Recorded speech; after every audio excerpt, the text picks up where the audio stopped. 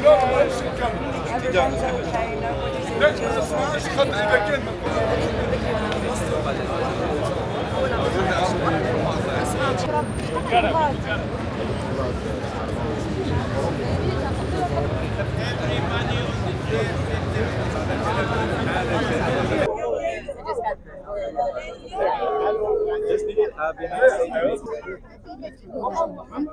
think we can talk here. I think nobody can hear. How did you sleep, Rima? How did you sleep?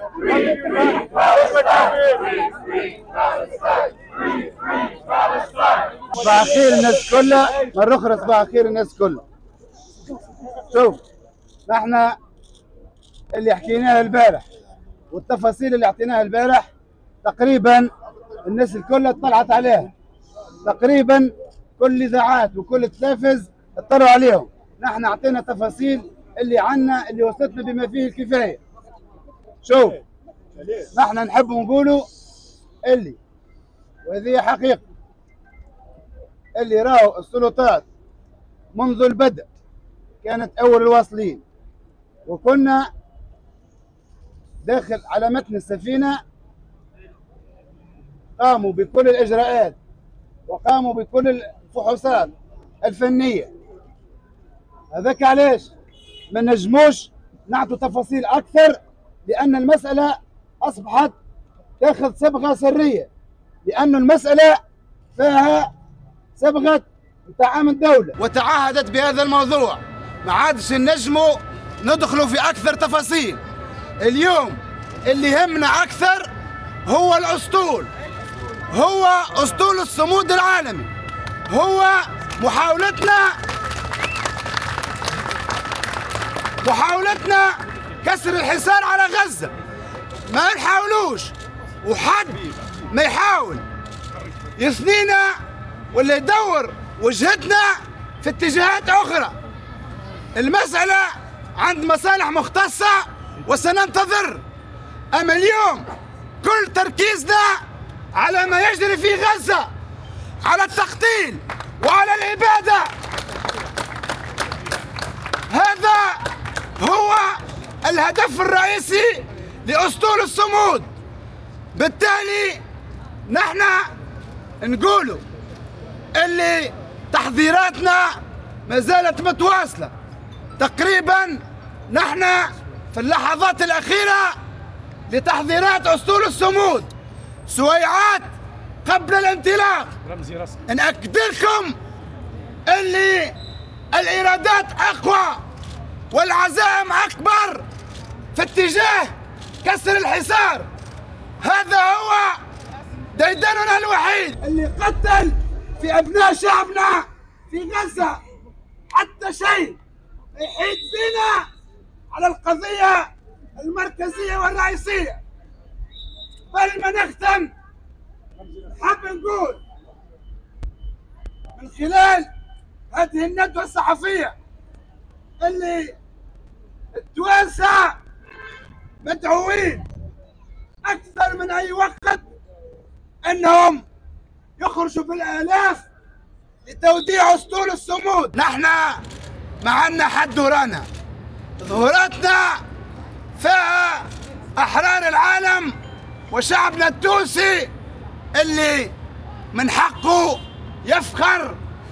يفخر بهذه الأرض، يفخر لأنه ولا عمره تخلى عن القضية الفلسطينية. بالتالي مرة أخرى نحن نحبه يكون توديع مهيب، ونحن اللي نوعدوكم به اللي باش نواصلوا الآخر نقطة، باش نواصلوا حتى الوصول إلى غزة.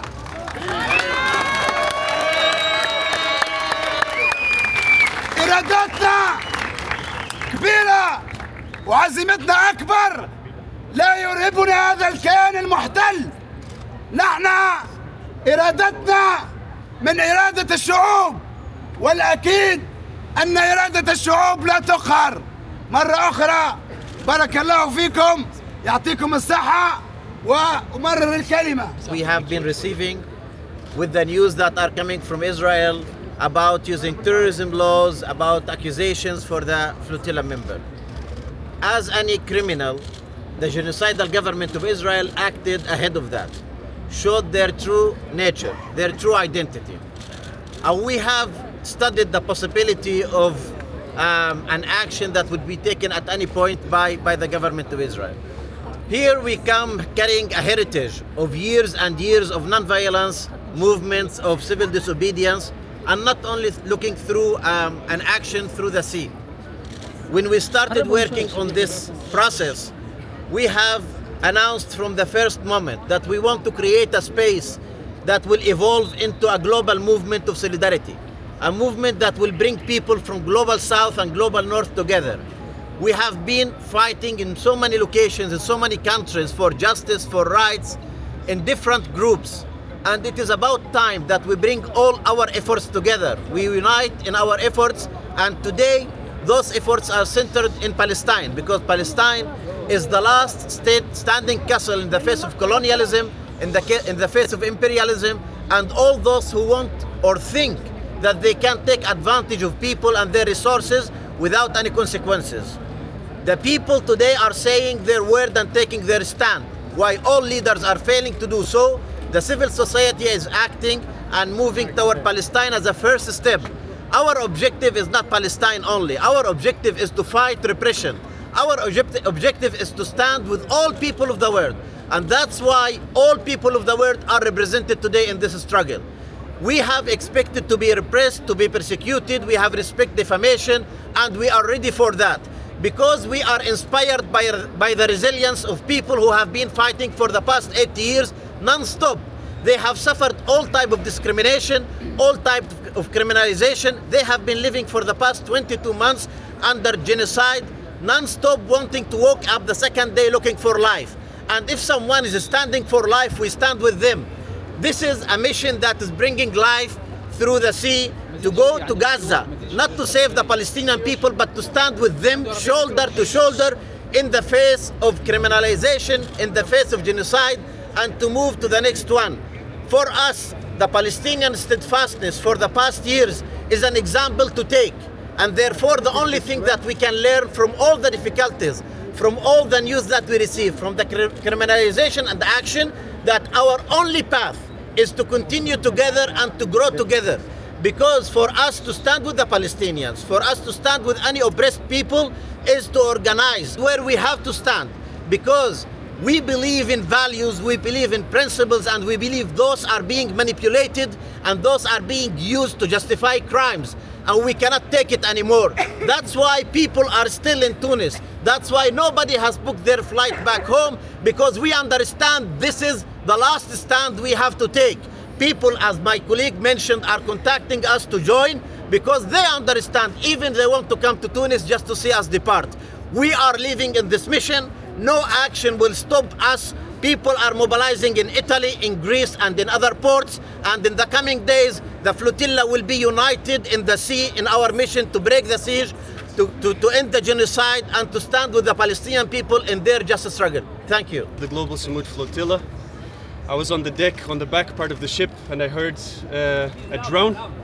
I came out of the cover of the deck to see a drone hovering about 3 or 4 meters above my head. Called my fellow crew members. 2 of us stood there with the drone exactly 3 or 4 meters above our head. Then we saw the drone move to the forward part of the deck. It stood a few seconds on top of a bunch of life jackets and then dropped a bomb. The bomb exploded and there was a big flame. There was a fire on board immediately. We picked up the fire extinguishers and we were able to fight the fire successfully, and everybody was safe, fortunately. 18 years.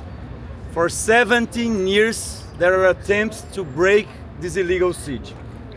During these 17 years, 37 other boats have either been intercepted or attacked. This is boat number 38 that suffered from an attack. So it's very important that we understand that whenever people ask, will a mission like ours continue? we never forget the reason why we are here. We are not here for us. We are not the story.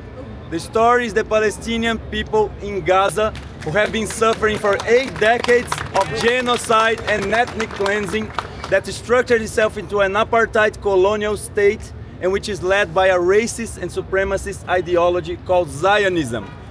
What happened last night just shows to the world who are we dealing with. Who is interested in stopping humanitarian aid to get to starving children in Gaza? Who has been assassinating health workers, United Nations workers, civil defense workers, journalists like you? Who has been committing all of these war crimes? And the reason why we keep on sailing is because the reason that demands a mission like ours to exist, they are not only there, but they are getting worse with the full invasion of Gaza City, the last stage of the ethnic cleansing in Gaza.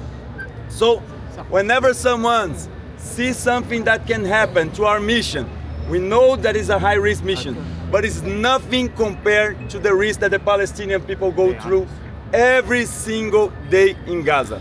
So not only will continue our mission, we keep on going, but since that happened, thousands and thousands of people are now volunteering again to join our mission because they know how important it is not to live in a world where there are people who think that they own everything, that they can starve children to death, that they can bomb hospitals, shelters, schools, homes, residential areas, and people will do nothing.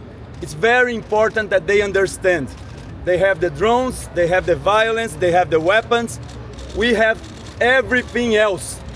We have history on our side that shows that whenever a people is living through colonization and they mobilize and they bring the world together in solidarity, they cannot be deterred. They cannot be defeated. So we stand together, steadfast, as we learn from the Palestinian people, continue our mission that is in the heart and in the mind of a planet of 8 billion people that knows that whenever there is a siege, whenever there are people being starved, we need to keep on going. The Palestinian people never give up, neither will we.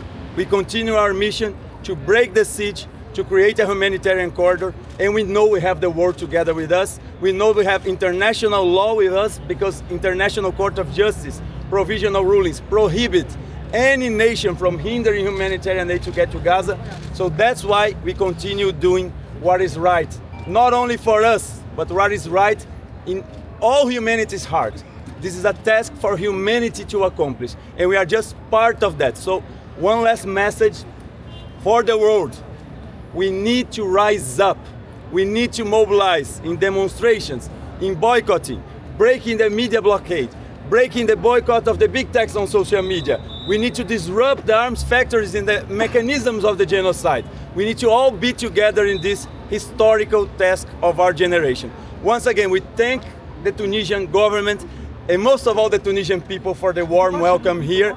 We continue our mission. Love and the solidarity that you have for the Palestinian people is an example to the entire world. Thank you so much for that.